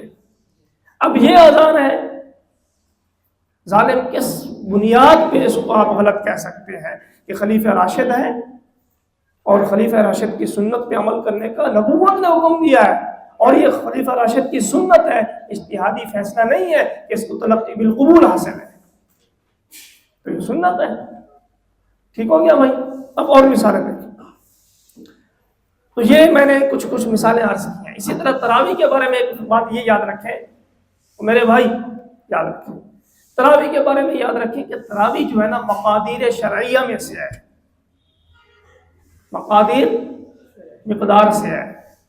شریعت مبارکہ نے کچھ چیزوں کو مخصوص کر دیا ہے اور محدود کر دیا، اس کی تعداد اور اس کی مقدار کو خود متعین کر دیا ہے، کسی بندے بشر میں اس کو کم زیادہ کرنے کی اجازت نہیں۔ اب زکوٰۃ کا نصاب ہے، آپ دیکھتے ہیں سونے میں کتنا ہے؟ 7.5 تولہ، چاندی میں کتنا ہے؟ 52.5 تولہ۔ اب ہم 7.5 تولہ کو 5.5 تولہ کر سکتے ہیں، 52.5 تولہ کو 45 تولہ کر سکتے ہیں۔ فجر کے 2 فرض ہیں، 3 کر سکتے ہیں، مغرب کے 3 ہیں، 4 کر سکتے ہیں، عشاء کے 4 ہیں، 2 کر سکتے ہیں۔ یہ مقدار ہے۔ ہر رکعت میں 1 رکوع ہے، 2 سجدے ہیں، کمی بیشی کر سکتے ہیں۔ آج میرا دل چاہ رہا ہے میں رکوع 2 دفعہ کروں، سجدے 1 دفعہ کروں، نہیں کر سکتے۔ تو جو شریعت نے حدود حدود اور قیود مقرر فرما دی ہیں، ان کی مقدار مقرر فرما دی ہے، کمی بیشی نہیں کر سکتے۔ تو تراویح کی رکعات کو بھی نبوت کی طرف سے مقرر کیا گیا ہے۔ یہ کہنا بالکل غلط ہے کہ حضرت عمر رضی اللہ تعالیٰ عنہ نے تراویح کی 20 رکعتیں پڑھی ہیں، ثابت ہی نہیں ہے، بالکل غلط ہے۔ رسول اللہ صلی اللہ علیہ وسلم نے ادا فرمائی ہے اور 20 ادا فرمائی ہے۔ تو تراویح 20 رکعت پڑھنا یہ نبوت کی سنت ہے، اور وہاں سے خلیفہ راشد نے اس کو منظم اور مرتب کر کے امت تک پہنچایا ہے۔ تو یہ بالکل غلط بات ہے۔ اچھا، ایک سوال پیدا ہوتا ہے، یہ بھی بڑا مزیدار سوال ہے، جس ساتھی کی توجہ نہیں ہوگی اس سے پوچھوں گا اس کا جواب۔ اب میں دیکھتا ہوں کہ اس کی توجہ نہیں ہے۔ سوال یہ ہے کہ حدیث سنت کی تعریف کی جاتی ہے ما واظب علیہ النبی صلی اللہ علیہ وسلم، کہ جس پر نبی کریم صلی اللہ علیہ وسلم نے مداومت فرمائی ہو، ہمیشگی فرمائی ہو، یہی ہے نا جی، مواظبت فرمائی ہو، اس کو سنت کہتے ہیں نا جی۔ تراویح ہمارے یہاں کیا حیثیت رکھتی ہے بھائی؟ سنت موقدہ ہے نا، تو سنت موقدہ کہتے ہیں نا، تو اس کی تعریف کیا بنے گی؟ ما واظب علیہ النبی صلی اللہ علیہ وسلم، جس عمل پر نبی کریم صلی اللہ علیہ وسلم نے ہمیشگی فرمائی ہے، دوام فرمایا، وہ یعنی کہ مسلسل عمل کیا ہے، ہمیشہ کیا ہے، وہ سنت ہے، یہی ہے۔ اور آپ صلی اللہ علیہ وسلم نے تراویح کتنی راتیں پڑھی ہیں؟ 3 راتیں پڑھی ہیں، 23، 25 اور 3 راتیں پڑھی ہیں، اور ہم اس کو سنت موقدہ کہتے ہیں۔ ہمیشگی تو فرمائی نہیں ہے، ہمیشگی تو فرمائی نہیں ہے، مداومت تو ہے نہیں، مواظبت تو ہے نہیں، پھر اس کو سنت کس بنیاد پہ کہتے ہیں؟ پھر تو سنت نہیں بن سکتی۔ آپ احناف حنفی سنت کی تعریف کرتے ہیں ما واظب علیہ النبی صلی اللہ علیہ وسلم، اور آپ صلی اللہ علیہ وسلم کا جو عمل ہے سنت تراویح کے بارے میں وہ کتنی ہے؟ صرف 3 راتیں ہیں، پورا مہینہ نہیں ہے۔ چلو ایک رمضان تو پورا عمل کر لیتے ہیں نا، پھر ہم کہتے ہیں بھی آگے تو پھر زندگی نے وفا نہیں کی، جو بھی جواب ہوتا ہے، تو صرف 3 راتیں پڑھائی ہیں، اور ہم اس کو سنت موقدہ کہتے ہیں۔ سنت کی تعریف تو بالکل اس کے موافقت نہیں کر رہے۔ تو اس کا جواب یہ ہے، حضرت حکیم الامت رحمۃ اللہ علیہ نے بھی ارشاد فرمایا ہے خطبات حکیم الامت کے اندر، بھئی دوام کی 2 قسمیں ہیں، ایک ہوتا ہے دوام سوری اور ایک ہوتا ہے دوام حقیقی۔ دوام سوری کہتے ہیں جو نظر آئے، صورتاً جو نظر آ رہا ہو، عمل میں ہو، عمل میں ہوگا تو نظر آئے گا۔ اور دوام حقیقی یہ ہوتا ہے کہ نظر تو نہ آئے، عمل میں نہ ہو، لیکن نیت میں ہو۔ تو دوام حقیقی، دوام سوری جو عمل میں ہو، عملاً ہو، نظر آ رہا ہو، اور دوام حقیقی جو نظر تو نہ آ رہا ہو، عمل میں نہ ہو، لیکن نیت میں ہو۔ تو تراویح جو ہے یہ دوام سوری تو نہیں ہے، لیکن دوام حقیقی ہے، کہ آپ صلی اللہ علیہ وسلم کی خواہش تھی، نیت میں تھا، لیکن امت کی شفقت کی وجہ سے آپ نے اس پر عمل نہیں کیا۔ اس خواہش کی تکمیل ہوئی ہے دور خلافت عمر میں۔ وہی سمجھ آ رہی ہے کچھ؟ تو یہ دوام حقیقی ہے، نہیں ہے دوام حقیقی ہے، دوام سوری نہیں ہے۔ تو دوام تو ہے، دوام سوری ہو تب بھی سنت ہے، دوام حقیقی ہو تب بھی سنت ہے۔ مداومت تو پائی جا رہی ہے، دوام تو پایا جا رہا ہے، اب کوئی اعتراض نہیں۔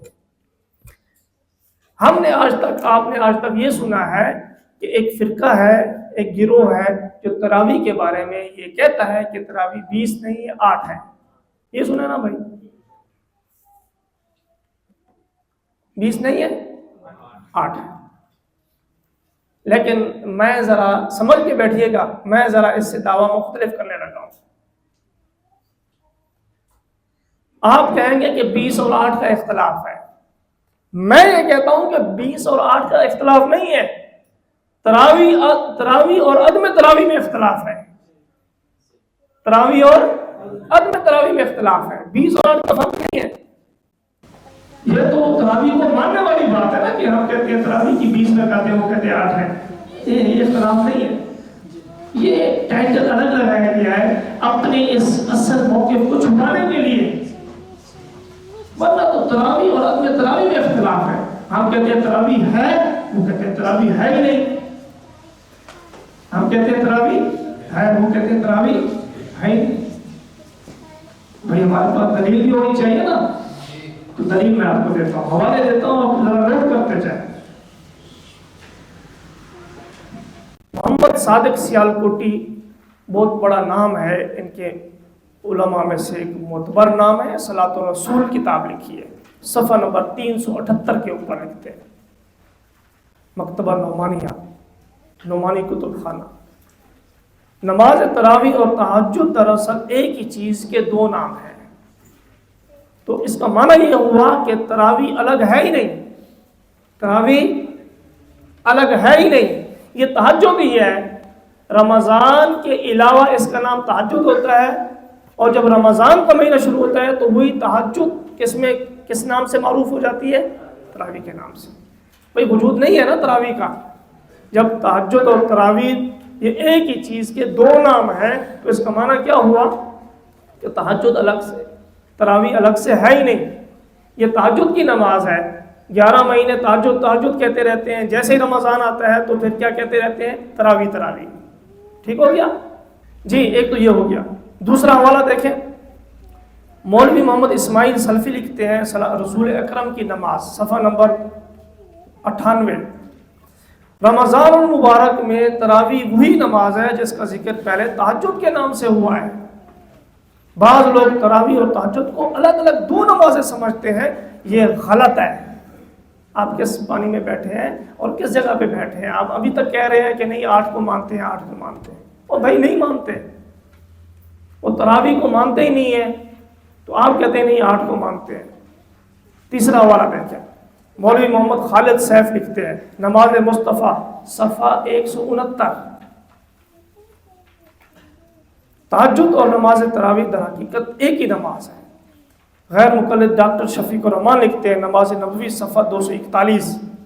ماہ رمضان میں تہجد اور قیام رمضان الگ الگ نہیں بلکہ ایک ہی چیز ہے. وہ بھائی وہ چیخ کے کہہ رہے ہیں، پکار کے کہہ رہے ہیں، دھڑلے سے کہہ رہے ہیں، اعتماد کے ساتھ کہہ رہے ہیں بھائی تراویح الگ نہیں ہے، یہ ایک ہی چیز کے دو نام ہے. وہی تہجد ہے، رمضان میں تراویح بن جاتی ہے، نام تبدیل ہو جاتا ہے، چیز ایک ہی ہے. آپ کہتے ہیں نہیں وہ تراویح کو مانتے ہیں، تراویح کو مانتے ہیں. یہ ذہن سے نکال دیں بھائی.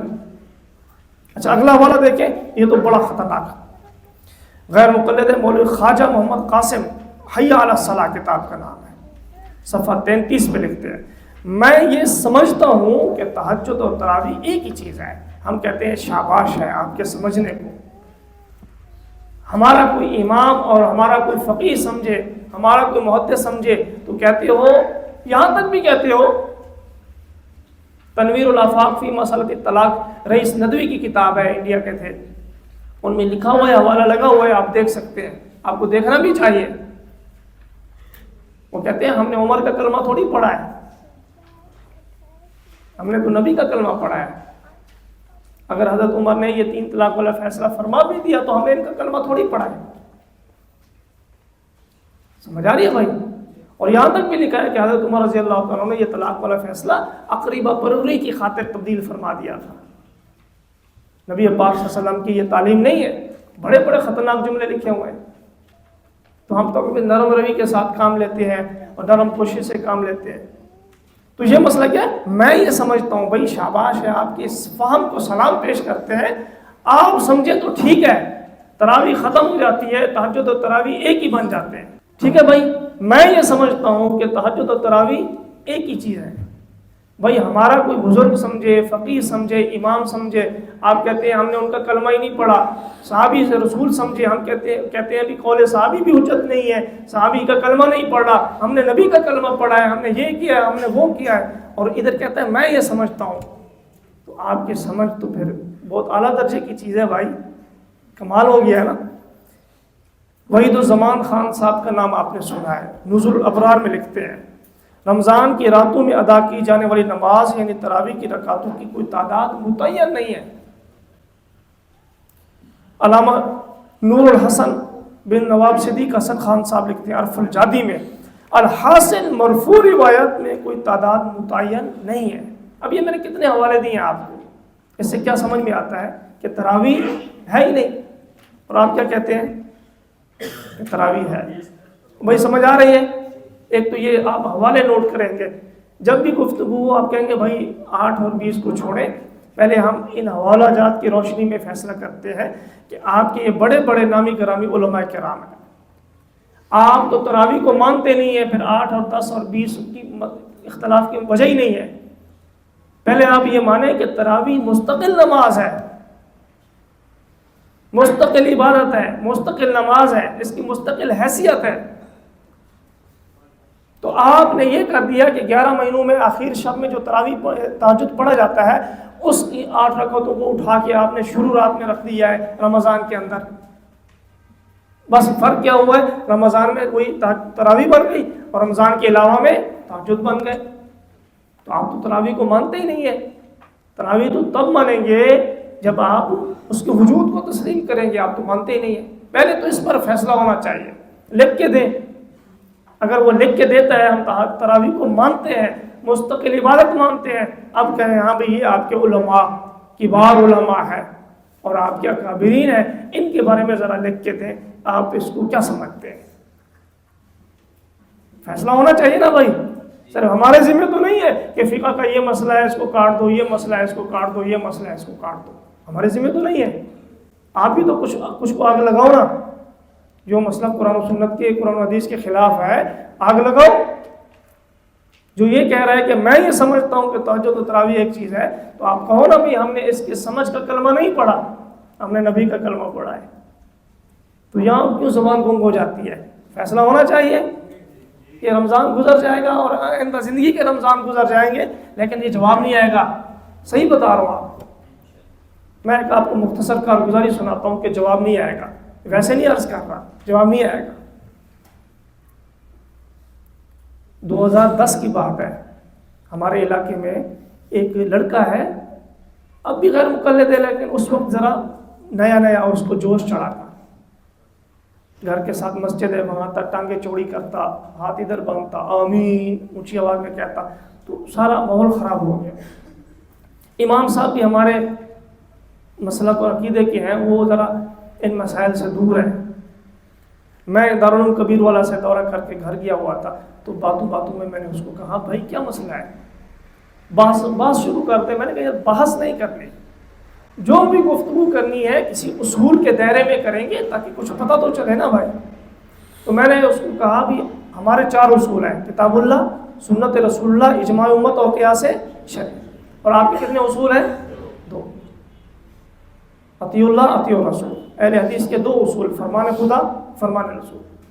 تو میں نے کہا بیٹا بات یہ ہے جب بھی میں کوئی بات کروں گا تو اپنے ان 4 اصولوں کے دائرے میں رہ کر بات کروں گا، اور آپ نے جو بھی بات کرنی ہے ان 2 اصولوں کے دائرے سے باہر نکلنے نہیں دوں گا، اس کے اندر رہ کے کرنی ہے۔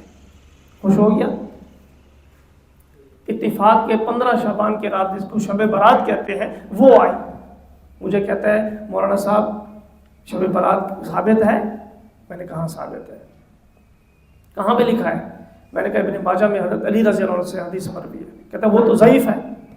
آپ یقین کیجئے اگر اس سے ہم تلاوت سنیں، نماز سنیں تو کئی غلطیاں نکل آئیں گی، نہ وہ مولوی ہے، نہ حافظ ہے، نہ قاری ہے، نہ عالم ہے، نہ علامہ ہے، نہ کچھ بھی نہیں ہے، لیکن آپ اس کے اعتماد کو چیک کریں، بغیر توقف کے، بغیر جھجک کے، فوراً فی البدی کا یہ تو ضعیف ہے۔ کیسا پکا سبق یاد کرایا انہوں نے، سوچا بھی نہیں ایک لمحے کو، فوراً جیسے میں نے نام لیا کہنا ضعیف ہے۔ میں نے کہا چلو ٹھیک ہے ضعیف ہے، لیکن سوال یہ ہے کہ اس کو ضعیف کس نے کہا ہے، یہ سوال ہے۔ کل میں نے آپ کو 2 اصول یاد کرائے تھے، فرمان خدا فرمان رسول۔ امتی کی بات تو ماننی نہیں ہے، وہ تو شرک ہے، تقلید کرنی نہیں ہے، وہ تو شرک ہے، امتی کی بات ماننی نہیں ہے، وہ تو گناہ ہے۔ اب فرمان خدا یا فرمان رسول ہے، اس حدیث کو ضعیف کس نے کہا ہے؟ مجھے کوئی ایک حدیث ایسی دکھا دے جس میں اللہ کے نبی صلی اللہ علیہ وسلم فرمایا یہ حدیث ضعیف ہے، یا ایک آیت دکھا دو بھی یہ حدیث ضعیف ہے، عمل نہیں کرنا۔ بھائی دیکھو احادیث کی صحت اور ضعف کا جو حکم ہوتا ہے یہ اجتہادی ہے یا منصوص ہے؟ بھائی اجتہادی ہے نا جی، تو انہوں نے بھی اپنے اجتہاد سے حکم لگایا ہے نا، تو اجتہاد کے اندر تو خطا کا بھی احتمال ہوتا ہے، نہیں ہوتا؟ تو میں نے کہا کس نے کہا ہے ضعیف ہے؟ کہتا ہے جنہوں نے یہ کتاب لکھی ہے بزرگوں نے۔ میں نے کہا یہ بتاؤ کہ یہ بزرگ نعوذ باللہ خدا ہے یا مصطفیٰ ہے؟ کون ہے؟ یہ تو امت ہی ہے۔ ہمارا کوئی بزرگ اگر کہہ دے تو تم کہتے ہو بابوں کا کلمہ نہیں پڑھا، اور یہاں پر بابا آپ کا سرپرست بن رہا ہے، اور اس کی چھتری کے تلے پناہ نہ لینا، اصولی بات کریں۔ کہتا ہے میں تحقیق کروں گا۔ میں نے کہا کرو، بے شک کرو۔ پھر کچھ دن گزرے، رمضان شروع ہو گیا۔ یہ سب بہت شارٹ کر رہا ہوں، لمبی کارگزاری ہے۔ پھر تنگ کر رہا تھا، میں نے پھر سوالات مرتب، یہ ابھی مرکز آنے سے پہلے کی بات ہے، ہم 2012 میں یہاں پہ آئے، 10 کی بات ہے۔ میں نے کچھ سوالات مرتب کیے، اس میں شروع میں ایک مقدمہ لکھا اور کچھ سوالات لکھے اور ایک اختتامیہ لکھا۔ مقدمہ یہ تھا کہ اہل حدیث کے علماء جتنے بھی ہیں ان سے میری گزارش ہے کہ ذیل میں کچھ مسائل لکھتا ہوں فقہ کے، ان کے بارے میں ہمیں قرآن یا حدیث میں سے کچھ پیش کرتے جائیں۔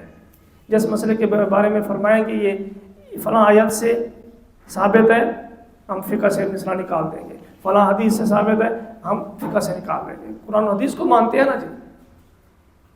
اس کے بعد میں نے اختتامیہ لکھا، لڑکے کے سائن کرا، یقین جانیے مسجد میں بیٹھا ہوں، سائن نہیں کر رہا تھا، دستخط نہیں کر رہا تھا۔ میں نے لکھا بھائی دیکھیں یہ سوالات ہیں، آپ ان سوالات کے جوابات نمبر 1 قرآن کریم کی آیات سے لے، احادیث مبارکہ سے لے کر، قیاس کرنا نہیں ہے، بزرگوں کی باتوں کو لے کر آنا نہیں ہے کہ فلاں نے یہ لکھا، فلاں نے یہ لکھا۔ سیدھی بات ہے، اگر آپ لے آئے تو میں حنفی مسلک کے عالم ہونے کے باوجود آپ کا مسئلہ قبول کر لوں گا، اختلاف کی بات ہی نہیں ہے۔ اگر نہ لائے تو پھر آپ ضد چھوڑ دیں، آپ ہمارے پاس آ جائیں، کیونکہ ہم تو اصول کے ساتھ چلیں گے نا جی۔ ہمارے تو 4 اصول ہیں، ہم تو اس کے درجہ بدرجہ ان پر عمل کرتے ہیں۔ وہ کہتا ہے جی ٹھیک ہے۔ 2010 2020 2024 ختم ہو گیا، جواب نہیں آیا۔ میں اس کو کہہ کے تھک گیا۔ میں نے کہا حدیث پاک میں آتا ہے منافق کی آپ صلی اللہ علیہ وسلم نے نشانیاں بتائی ہیں، اس میں سے ایک نشانی یہ ہے کہ جب وعدہ کرے تو وعدہ خلافی کرے۔ آپ نے کئی دفعہ وعدہ کیا ہے اور وعدہ خلافی کر رہے ہو، تو اس کا جرم آپ کے ذمے ہے۔ اور اللہ نے اگر قیامت کے دن اللہ تعالیٰ نے پوچھا اہل حدیث مسئلہ کیوں نہیں قبول کیا، تو میں نے تیرا گریبان پکڑ لینا ہے، اس کی وجہ سے قبول نہیں کیا۔ اب پھر مجھے کیا کہتا ہے، یا آپ میرے عالم کے ساتھ بات کریں، میں تو عالم نہیں ہوں، عالم سے بات کریں۔ میں نے کہا بیٹا میں نے آپ سے گفتگو کا مطالبہ ہی نہیں کیا کہ آپ مجھ سے بات کریں۔ اگر میں آپ سے کہتا مجھ سے بات کرو، پھر آپ کہہ سکتے تھے بھی آپ عالم ہیں تو میرے مسئلے کے عالم سے بات کریں، میں تو عالم نہیں ہوں۔ میں نے تو آپ سے بات کرنے والی بات ہی نہیں کی، میں نے تو جواب لینے کا کہا ہے، جواب کسی بھی دارالفتہ سے لے آؤ۔ اور یہ نہیں ہے کہ وہ جواب لایا نہیں یا کوشش نہیں کی۔ راجن پور ضلع ڈسٹرکٹ میں، رحیمیت خان میں، آگے جامپور میں، راجن پور کی تحصیل ہے، ان کا بہت بڑا ان کا مرکز ہے، ڈیرہ غازی خان ڈی جی خان میں، یہاں تک وہ گیا ہے، اس نے زور لگایا ہے۔ میں نے اس کو آفر کی ہے بیٹا آپ ہمارے ساتھ چلو، کرایہ ہمارے ذمہ ہوگا، خرچہ ہمارے ذمہ ہوگا، جہاں سے آپ کو جواب مل سکتا ہے لے چلو، پیسے ہم دیتے ہیں، جواب لے کر دو۔ فرق سمجھ آ رہا ہے؟ نہیں۔ اب سوالات کیا تھے، موٹے موٹے تھے، میں 2-3 سوال آپ کو عرض کرتا ہوں۔ ایک سوال یہ تھا بھائی ایک بندہ ہے، وہ نماز، یہ تو آپ کو پتہ ہے نماز کے لیے نیت ضروری ہے، نیت تو شرط ہے نا جی۔ ایک بندہ آ رہا ہے، یہاں پہ جماعت کھڑی ہے، یہیں سے بات سمجھنا آسان ہو جائے گا۔ آپ وضو کر کے آ رہے ہیں، آپ کو پتہ ہے میں زور کی نماز کی وضو کر رہا ہوں، عصر کی کر رہا ہوں، کس نماز کا وضو کر رہا ہوں، جماعت کھڑی ہو گئی۔ اب آپ وضو کر کے چلتے چلتے آئے تو امام صاحب رکوع میں چلے گئے۔ جب امام صاحب رکوع میں چلے گئے ہیں تو آپ آئے، اب میری طرف دیکھیں، آپ نے زبان سے دل میں کوئی تصور نیت کا نہیں کیا۔ وہ نیت جو آپ نے وضو کرتے ہوئے کی ہے یا چلتے ہوئے کی ہے، آپ کو پتہ ہے کہ میں عشاء کی نماز میں شامل ہو رہا ہوں، کھڑے آئے، اللہ اکبر کہا، قیام کیا ہلکا سا، پھر اللہ اکبر کہا اور کہاں چلے گئے؟ رکوع میں۔ ٹھیک ہو گیا؟ اب آپ نماز میں چلے گئے۔ یہ الگ بات ہے کہ وہ اس رکوع کو شامل نہیں کرتے، ہے نا؟ ہمارے ہاں تو مدرک کے رکوع مدرک کے رکعت ہوتا ہے نا، ان کیا نہیں ہوتا، وہ الگ مسئلہ ہے، اس پر بعد میں بات ہوگی۔ لیکن سوال ہمارا یہ ہے کہ اس اللہ کے بندے نے یہاں کھڑے ہو کر جو نیت نہیں کی، نیت تو اس کی وہ تھی جو وضو کرتے ہوئے کر رہا تھا یا راستے میں چلتے ہوئے اس نے کیا تھا، اب وہ والی نیت اب اس نماز کے لیے کافی ہو جائے گی، یہ نماز شروع کرنے سے پہلے الگ سے نیت کرنا ضروری ہے۔ جو بھی صورت ہے، یا قرآن کی آیت ہونی چاہیے یا حدیث ہونی چاہیے، فقیہ نہیں ہونا چاہیے۔ بات سمجھ آ رہی ہے؟ یہ تو پھر جزیے نکلیں گے نا جی، فلاں نے یہاں سے یہ ثابت کیا، فلاں نے یہ ثابت کیا، فلاں نے یہ، میں نے کہا لمبے چوڑے چکر میں نہ پڑیں، قرآن کی آیت پیش کرتے یا حدیث پیش کریں، جو راستے میں چلتے ہوئے نیت کی وہ کافی ہو گئی، نماز درست ہے، یہ آیت ہے، یہ حدیث ہے، ٹھیک ہو گیا۔ دیکھیے اسی طرح میں نے ایک سوال یہ کیا تھا کہ عید کے دن عید کی نماز بھی تیار ہے اور جنازہ کی نماز بھی تیار ہے، پہلے کس کو پڑھنا ہے؟ پہلے کس کو پڑھنا ہے؟ صریح حدیث ہے، غیر معارض، غیر معلل، صحیح معتبر۔ پہلے کس کو پڑھنا ہے؟ جنازہ کو پڑھیں گے، عید کو مؤخر کریں گے، یا عید کو پڑھیں گے جنازہ بعد میں پڑھیں گے؟ ایک سوال میں نے یہ کیا، علیکم بسنتی، تو حدیث پاک میں آیا ہے من تمسک بسنتی عند فساد امتی فلہ اجر مئۃ شہید بھی آیا ہے، لیکن کسی ایک حدیث میں یہ آیا ہے علیکم بحدیثی، کہ میری حدیث پر عمل کرو، سنت پر عمل نہ کرو۔ فرق سمجھا رہا ہے؟ میں نے ایک سے جوابات تھے، اور بھی سوالات تھے، پر یہ مختصر میں نے عرض کیا، میں کہہ کے تھک گیا، آخر اس نے کہا کہ سوالات گم ہو گئے، کبھی یہ کبھی وہ کرتے کراتے، اب یہ کہ وہ مسجد میں آتا نہیں ہے، آتا ہے تو بندے کا پتر بن کے رہتا ہے۔ مطلب کہنے کا یہ ہے کہ صرف فساد ہے، دلیل نہیں ہوگی، بس صرف ایک چند رٹے رٹے باتیں ہیں۔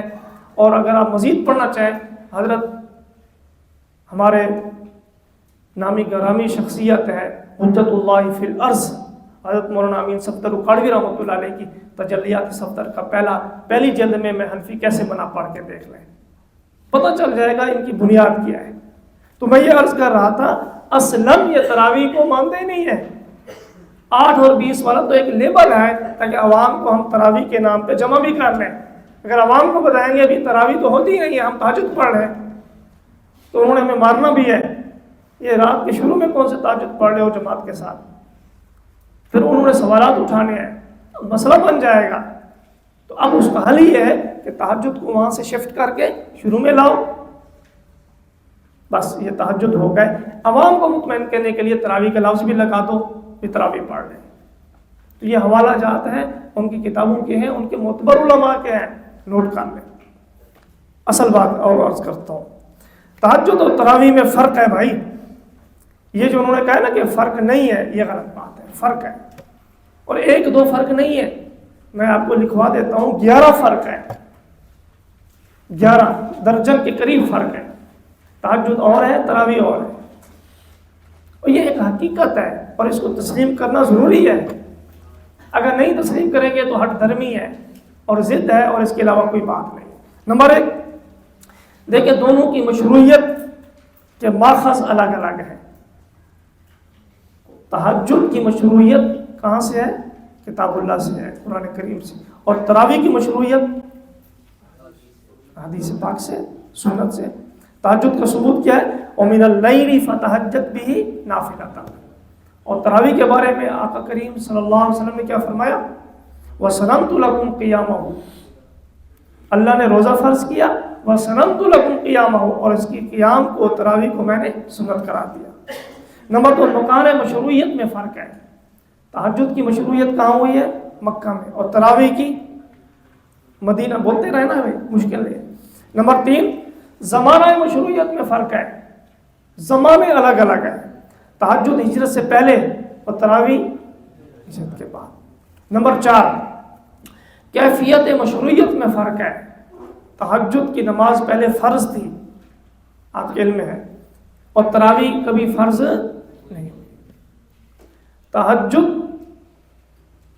اور تراویح کی حیثیت میں فرق ہے، تہجد سنت غیر مؤکدہ ہے اور تراویح سنت مؤکدہ ہے، اور ادائیگی کے طریقہ کار میں فرق ہے۔ تہجد کے اندر اصل یہ ہے کہ بغیر جماعت کے ہو، اور تراویح میں اصل یہ ہے کہ جماعت کے ساتھ ہو۔ اور تہجد اور تراویح کی اوقات میں فرق ہے. اوقات سے مراد یوں کہہ لیجئے کہ ادائیگی کے مہینے میں فرق ہے. تہجد پورا سال میں شروع ہے اور تراویح صرف رمضان میں. رکعتوں کے ایک سلام کے ساتھ رکعتوں کی تعداد میں فرق ہے. تہجد میں حدیث عائشہ رضی اللہ تعالیٰ عنہ کو سامنے رکھتے ہوئے ایک سلام سے 4 رکعتیں اور تراویح میں ایک سلام سے 2 رکعتیں. تہجد کی رکعت متعین نہیں ہے، 2 سے لے کر 12 تک، ایسے ہے نا بھائی، اور تراویح کی رکعت متعین ہے. ان کے نام بھی الگ الگ ہیں اور یہ ایک حقیقت ہے. نماز اشراق الگ ہے، چاشت نام بھی الگ ہے، نماز بھی الگ ہے. اوابین نام بھی الگ ہے، نماز بھی الگ ہے. صلاۃ الحاجہ نام بھی الگ ہے، نماز بھی الگ ہے. اس طرح لیتے جائیں تو صلاۃ اللیل نام بھی الگ ہے، نماز بھی الگ ہے. صلاۃ التراویح نام بھی الگ ہے، نماز بھی الگ ہے. اسی وجہ سے کہ تراویح کی مستقل حیثیت ہے، اس کا نام الگ ہے، اس کا وجود الگ ہے. اس وجہ سے محدثین کرام نے حدیث کی کتابوں میں تہجد اور تراویح کے لیے الگ الگ ابواب قائم کی ہیں. صلاۃ اللیل کی الگ کی ہے، صلاۃ تراویح کی الگ کی. اور ایک فرق یہ بھی یاد میں رکھیں، ادائیگی کے وقت میں بھی فرق ہے. تہجد پڑھے جاتے ہیں اخیر شب میں اور تراویح اول شب. تو اتنے سارے فرق میں نے آپ کے سامنے ذکر کیے ہیں. تو ان سے کیا سمجھ میں آتا ہے بھائی؟ تراویح اور تہجد الگ الگ ہے. اب بات کو میں لمبا نہیں کرتا، بات کو یہیں پہ مختصر کر کے اب ہم تھوڑی سی اور بات کر لیتے ہیں. آپ کے ذہن میں شاید یہ نہ آئے کہ اتنی ساری لمبی بات کی ہے اور دلائل کے اوپر گفتگو نہیں ہوئی، تو تھوڑا سا وقت میں دلائل کو دیتا ہوں. سب دلائل کو تو میں نہیں دوں گا، جو بنیادی دلیل ہے ان کو میں آپ کے سامنے عرض کرتا ہوں، اس کے اوپر بات کرتے ہیں. اس سے پہلے ہمارے دلائل الحمدللہ حضرت ساجد احمد برکاتہ کی مستقل فائل دلائل بھی موجود ہیں، تفصیل کے ساتھ شبہات کے جوابات بھی ہیں. مثلا پہلی حدیث پاک ہے، مصنف ابن ابی شیبہ میں ہے، حضرت عبداللہ بن عباس رضی اللہ تعالیٰ عنہ روایت فرماتے ہیں، عن ابن عباس رضی اللہ عنہما ان رسول اللہ صلی اللہ علیہ وسلم کان یصلی فی رمضان 20 رکعۃ والوتر. نبی کریم صلی اللہ علیہ وسلم رمضان میں 20 رکعت تراویح اور وتر ادا فرماتے تھے. اس کی سند پر بھی کلام ہے، لیکن یاد رکھیں اس روایت پر امت نے اس کو کیا ہے عمل کیا ہے اور اس روایت کو تلقی بالقبول حاصل ہے. اور دوسری مزے کی بات ہے اس میں راوی ہے ابراہیم بن عثمان ابو شیبہ، اس کے اوپر کلام کیا ہے. بعض نے کہا کہ بعض محدث نے کہا یہ ضعیف ہے. ابراہیم بن عثمان ابو شیبہ، اس کے بارے میں ایک تو یہ جواب ذہن میں رکھیں کہ بعض محدثین نے اگر جرح کی ہے تو بعضوں نے توثیق اور تعدیل بھی کی ہے، تو اس پہلو کو بھی سامنے رکھنا چاہیے. نمبر 2، ابراہیم بن عثمان ابو شیبہ راوی ہیں، ان سے امام شعبہ بن حجاج امام الجرح و تعدیل بہت بڑا نام ہے، انہوں نے ابراہیم بن عثمان ابو شیبہ سے روایت لی ہے.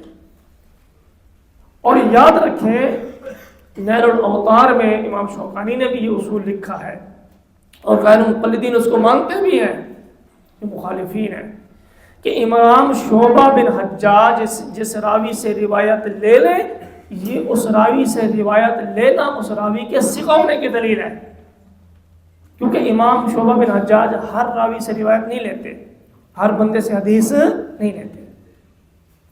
تو امام شعبہ بن حجاج نے حضرت امام ابراہیم بن عثمان ابو شیبہ سے روایت لی ہے، تو ان سے روایت لینا اس بات کی دلیل ہے کہ امام شعبہ بن حجاج ابو شیبہ کو ثقہ سمجھتے ہیں اور مضبوط سمجھتے ہیں، معتبر سمجھتے ہیں، تبھی تو ان سے روایت لی ہے.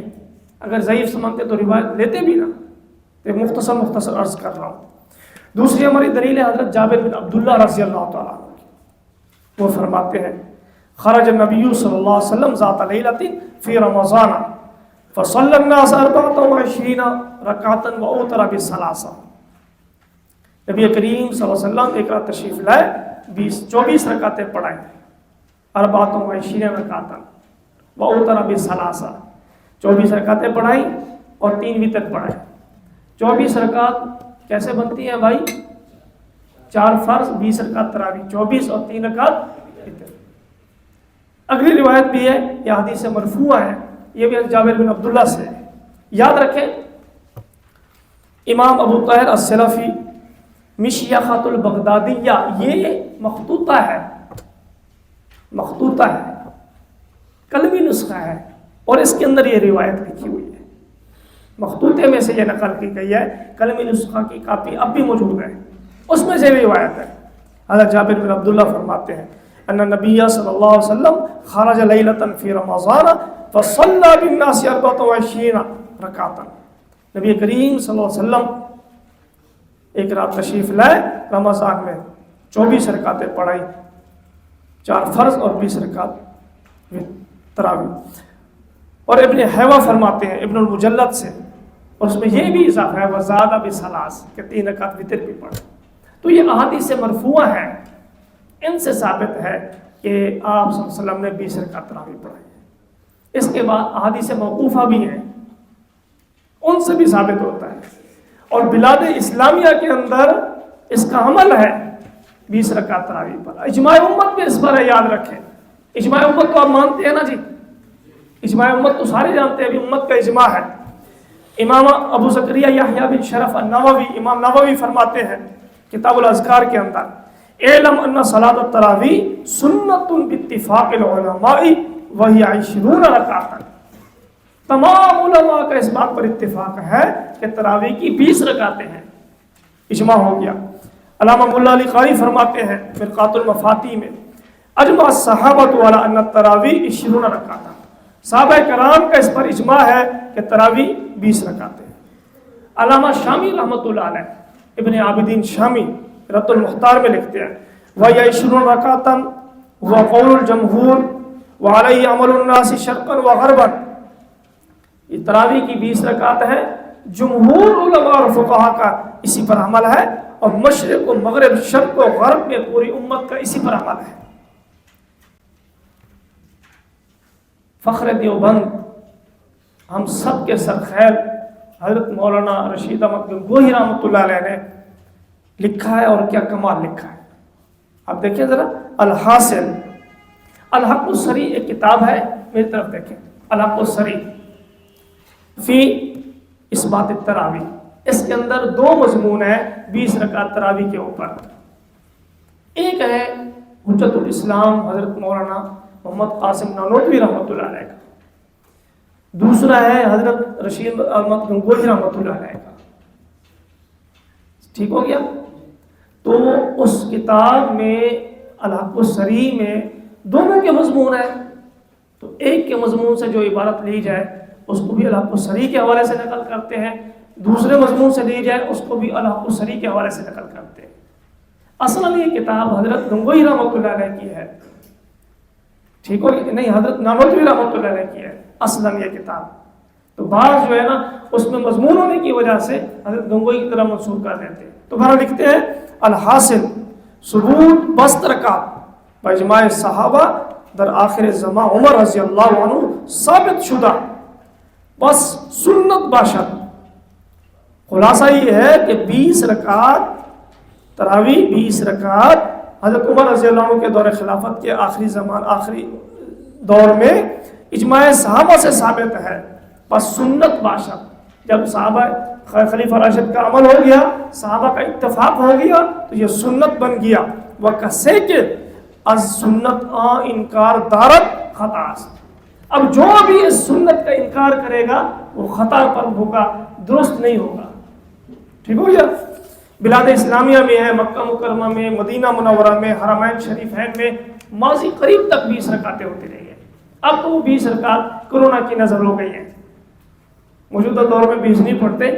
اب یہ 20 نہ پڑھنا اس بات کی دلیل نہیں ہے موجودہ دور میں کہ وہ سنت نہیں مانتے 20 کو، اب یہ سیاسی طور پر انہوں نے تبدیل کیا ہے، واللہ اعلم ان کا کیا مسئلہ ہے۔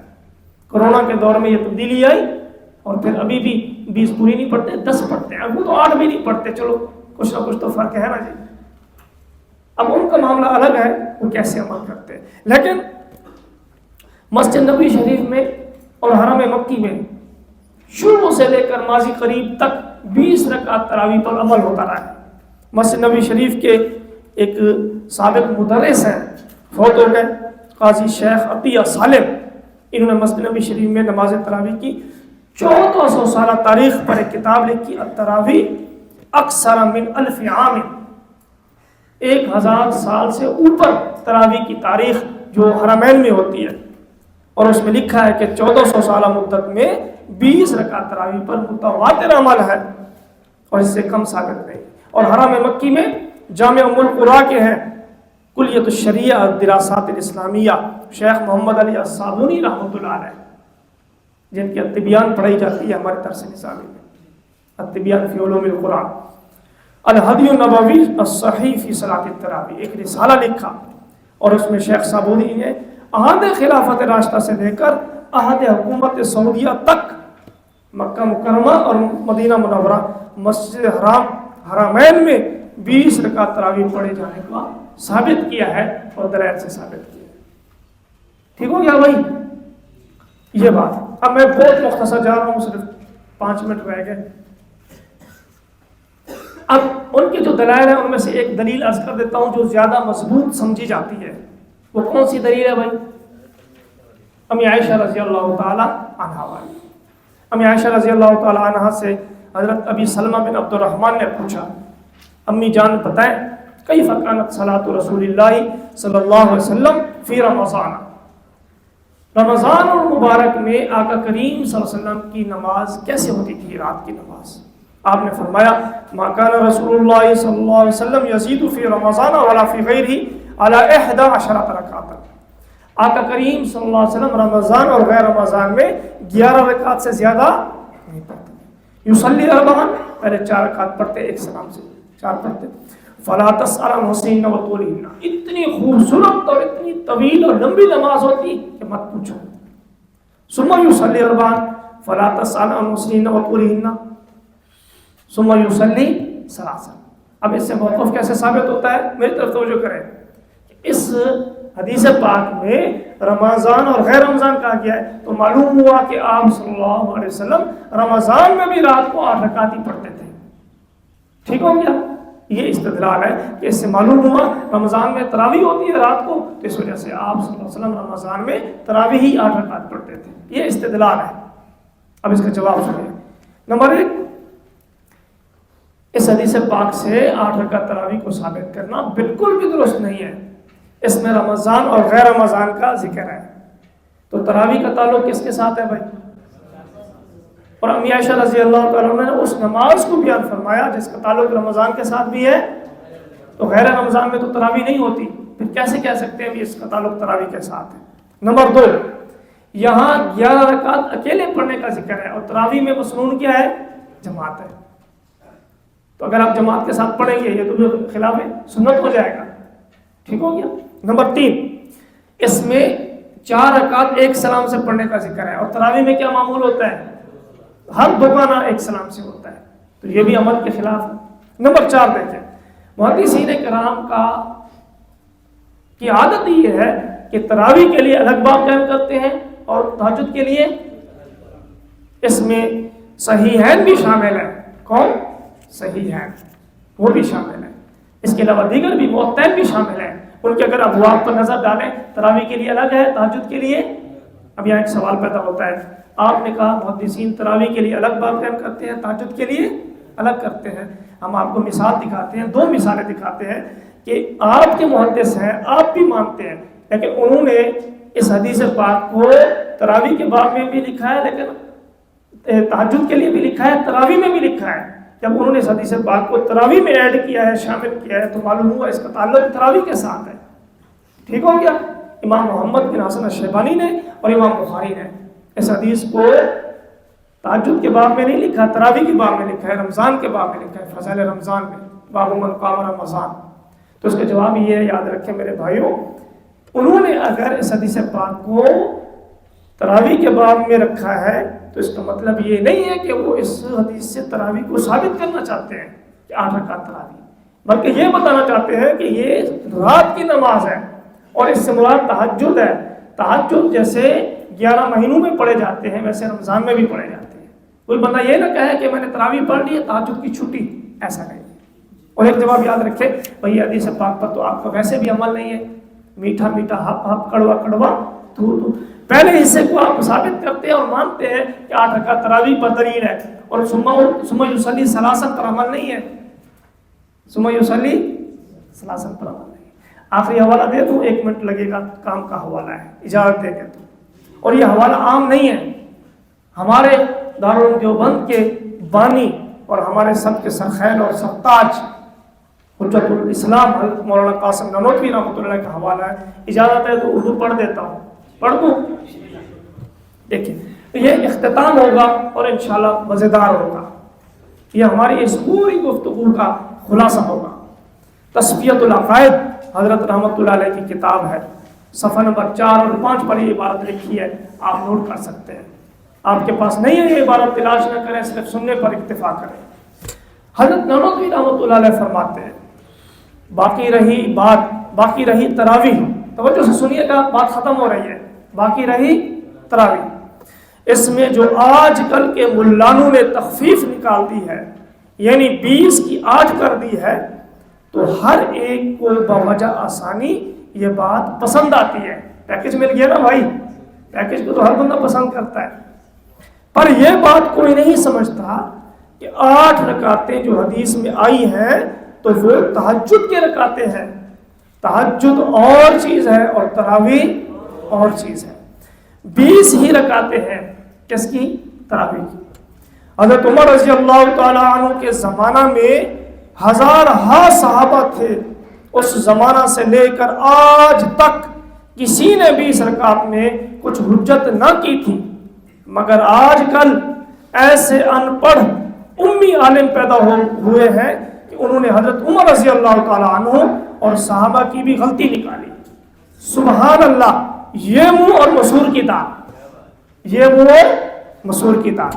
آگے فرماتے ہیں 20 رکعت کو حضرت عمر رضی اللہ تعالی عنہ اور ان کے زمانے کے صحابہ کی ایجاد نہ سمجھیے، سنت نبوی صلی اللہ علیہ وسلم ہی سمجھیے، ورنہ اس کے یہ معنی ہوئے کہ حضرت عمر رضی اللہ تعالی عنہ سنی نہ تھے، ان کے زمانہ کے صحابہ سنی نہ تھے، سب کے سب نعوذ باللہ بدعت ہی تھے، رسول اللہ صلی اللہ علیہ وسلم کی سنت کو مٹا دیا اور اپنی سنت کو جاری کر دیا۔ تو ایسا ہم تصور کر سکتے ہیں؟ نہیں کر سکتے۔ جب نہیں کر سکتے تو یہ ماننا پڑے گا کہ تراویح کی جو رکعتیں اور جو تعداد اور جو طریقہ وہاں سے چلا ہے وہی اصل سنت